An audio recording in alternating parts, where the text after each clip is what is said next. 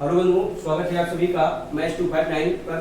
तो आज हम जो पढ़ा रहे हैं वो क्लास 10th का चैप्टर नंबर 3 जो कि दो चर वाले रैखिक समीकरण युग्म, ठीक है। आज इस लेक्चर में हम इसका बेसिक पढ़ेंगे, फिर नेक्स्ट लेक्चर में हम क्वेश्चन लेके आएंगे। तो ध्यान रखिएगा इसमें क्या क्या पढ़ना है, बोर्ड के एग्जाम में क्या क्या आएगा। ध्यान रखिए ये चैप्टर 4 और 6 नंबर में आते हैं, इस बात को आपको पहले पता होना चाहिए। तो क्या है, रैखिक समीकरण युग्म का ग्राफी विधि से हल, और दूसरा क्या पढ़ना है, रैखिक समीकरण युग्म को हल करने की बीजगणितीय विधि। यानी इसमें दो विधि पढ़नी है, प्रतिस्थापन विधि और विलोपन विधि। होता तो तीन विधि है, ब्रजगुणन विधि जिसे कहते हैं, क्रॉस गुणनफल विधि, तो लेकिन वो पढ़ना नहीं है, यहाँ पे पढ़ना केवल दो ही विधि है। तो आइए अब हम पहला विधि समझते हैं कि रैखिक समीकरण युग्म का ग्राफी विधि से हल कैसे होता है, उसको हम समझते हैं, ठीक है।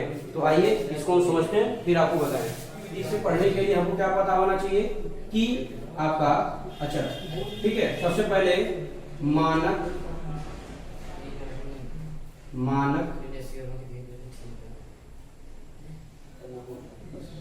दो चर रैखिक समीकरण क्या होगा, ध्यान रखेंगे बच्चे। a1x प्लस b1y और plus c1 is equal to 0 तथा आपका हो जाएगा a2x प्लस b2y और प्लस c2 बराबर आपका क्या हो जाएगा 0। ये दिया रहेगा, ठीक है। ये किस विधि से पढ़ेंगे, ग्राफी विधि से।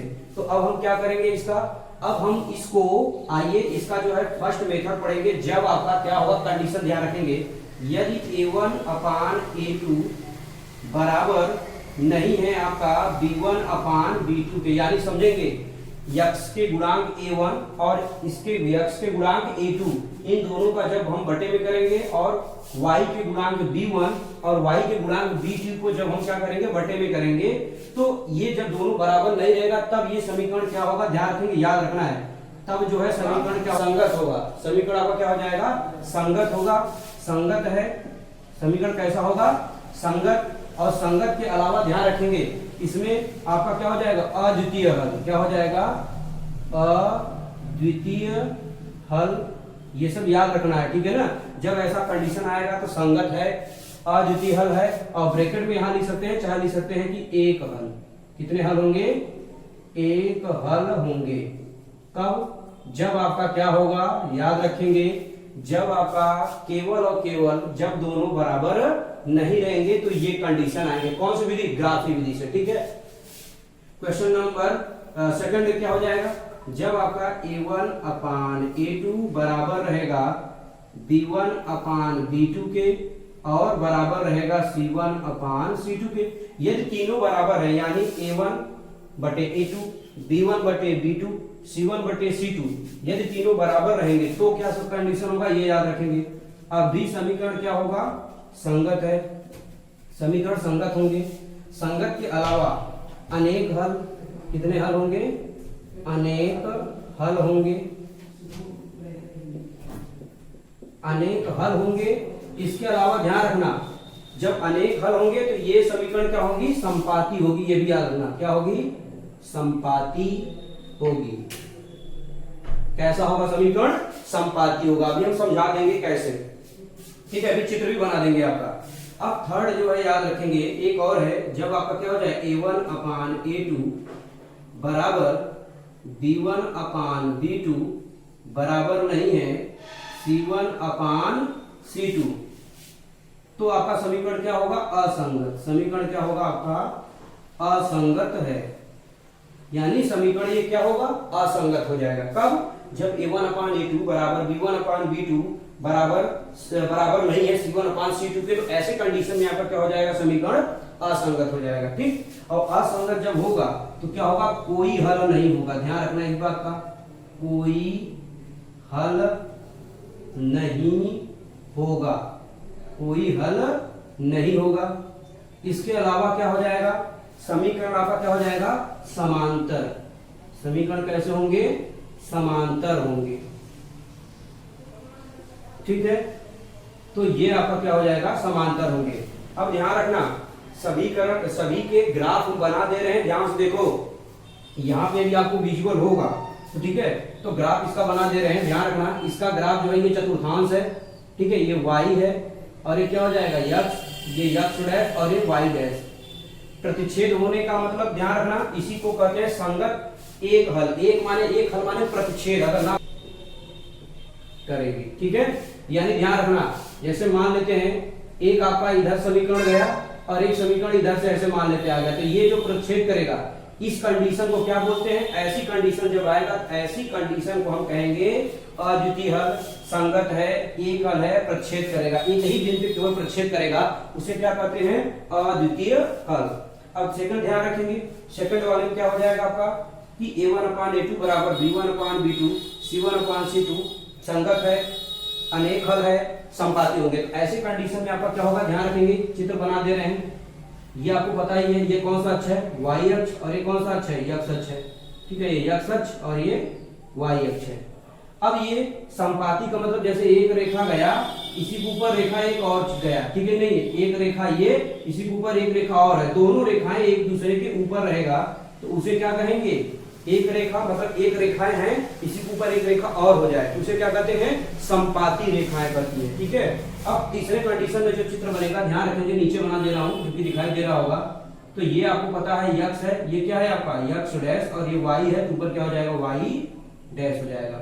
अब ये ऐसे कंडीशन में आपका असंगत कोई हल नहीं, समांतर होंगे। ऐसे कंडीशन में आपका क्या हो जाएगा, देखेंगे ये एक रेखा है, इसी के समांतर एक रेखा और चला जाएगा, तो ऐसे कंडीशन में इसे कहते हैं ग्राफ विधि। देखिए इसमें भी ग्राफ किस तरीके से बना, थर्ड वाले में, सेकंड वाले में ग्राफ किस तरीके से बना, ये आपको पता होना चाहिए। और इसके अलावा आपका पहले वाले में ग्राफ कैसे बना, ये तीनों आपको याद होना चाहिए। ये कौन सी विधि पढ़ाया, रैखिक समीकरण युग्म की ग्राफी विधि। अब हम पढ़ेंगे बीजगणितीय विधि, अभी हम केवल बेसिक आपको बता रहे हैं, ठीक है ना। आपको ये पता है कि रैखिक समीकरण युग्म के जो है बोर्ड में दो ही पढ़ने हैं, तो पहला मैंने पढ़ा दिया, अब आइए दूसरा आपको पढ़ाते हैं, ठीक है। तो आइए अब हम क्या पढ़ेंगे, सेकंड नंबर हम पढ़ेंगे रैखिक समीकरण युग्म का बीजगणितीय विधि से हल। तो इसमें दो विधि है, पहला विधि जो पढ़ाऊंगा आपका प्रतिस्थापन विधि। कौन सा विधि, प्रतिस्थापन विधि, ठीक है। तो इसको आप ध्यान समझिएगा, ये कैसे हल होगा, ठीक है।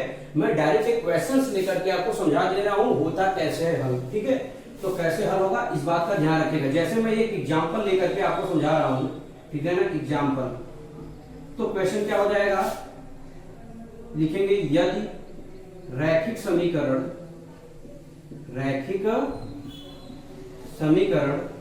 क्या क्या हो जाएंगे, ध्यान रखेंगे। जैसे हमने ले लिया एक ठो x प्लस वाई बराबर हमने ले लिया, मान लेते हैं 7, व हमने ले लिया 2x माइनस वाई बराबर हमने ले लिया, मान लेते हैं आपका 5, ये ले लिया, ऐसे ले लिया।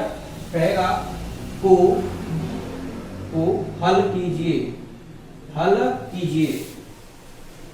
ये क्वेश्चंस है, समझने का प्रयास करिएगा। ये क्वेश्चन मैंने लिया है, यदि रैखिक समीकरण माने दो रैखिक समीकरण, यहाँ क्या लिखा जाएगा, यदि दो रैखिक समीकरण, यहाँ लिख दे रहे हैं, आप चाहे तो लिख लीजिएगा कि यहाँ कितने दो रैखिक समीकरण x प्लस वाई बराबर 7 व 2x माइनस वाई बराबर 5 को हल कीजिए। लेकिन हल करना है, लेकिन किस विधि से हम बताएं, पहला हम पढ़ रहे हैं प्रतिस्थापन विधि से, तो हम पढ़ेंगे प्रतिस्थापन विधि से हल करना सीखेंगे, ठीक है। तो आइए कैसे हल करते हैं उसको देखते हैं। तो आप इसको क्या लिखेंगे, ध्यान रखना, x प्लस वाई बराबर 7 इक्वेशन नंबर इसको फर्स्ट मान लीजिएगा, और तथा क्या करेंगे 2x माइनस वाई बराबर 5 इसको मान लीजिएगा इक्वेशन नंबर सेकंड मान लीजिएगा, ठीक है। इतना आप काम कर लेंगे। अब अगली काम क्या करेंगे, ध्यान रखना है, लिखेंगे समीकरण 1 से, तो लिख लेंगे। ध्यान रखना क्या करना है, x प्लस वाई बराबर क्या लिख लेना है 7। ध्यान समझना, एक क्वेश्चन समझ लोगे, जितने भी क्वेश्चन आएंगे सब आसानी से हल कर लोगे। अब ये प्लस इधर जाएगा, क्या हो जाएगा माइनस, यानी क्या हो जाएगा x बराबर, ये क्या है प्लस में इधर जाएगा क्या हो जाएगा माइनस, यानी 7 माइनस क्या हो जाएगा y, और इक्वेशन नंबर इसको मान लेंगे क्या, थर्ड। क्लियर, चलिए आगे देखो। अब यहाँ पे देखो क्या करना है, समीकरण 2 से जो लिखना है, जो लिख रहे हैं उसको ध्यान रखना, समीकरण 2 से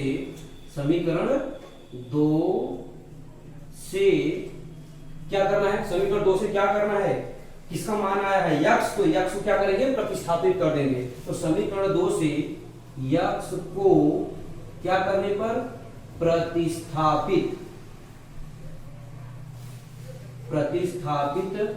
करने पर, यानी रिप्लेसमेंट कर देंगे। किसको रिप्लेस करेंगे? x को रिप्लेस कर देंगे। कैसे? ध्यान दो, आगे यहाँ पे बता दे रहा हूँ, ठीक है। हो सकता है नीचे में दिखाई दे रहा हो, ठीक है। चलिए एक लाइन और नीचे ही बता देते हैं। क्या कि आपका क्या हो जाएगा, 2x की वैल्यू कितनी है बताइए, 7 माइनस क्या हो जाएगा y।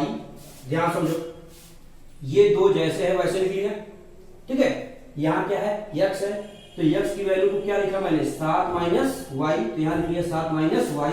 अब आगे क्या है, माइनस y और बराबर कितना, 5। आगे आ जाओ, इधर सॉल्व कर लेते हैं। अब क्या हो जाएगा बताओ, 2 का गुणा करेंगे, बताओ क्या हो जाएगा, 2 सत्ते 14 माइनस 2 का गुणा y कर देंगे, क्या हो जाएगा, 2y। क्लियर? अब बताओ, ये माइनस जैसे है वैसे लिख देंगे।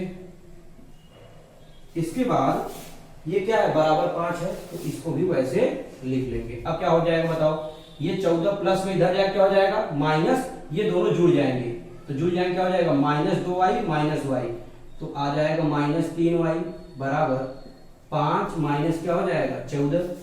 5 माइनस क्या हो जाएगा, 14।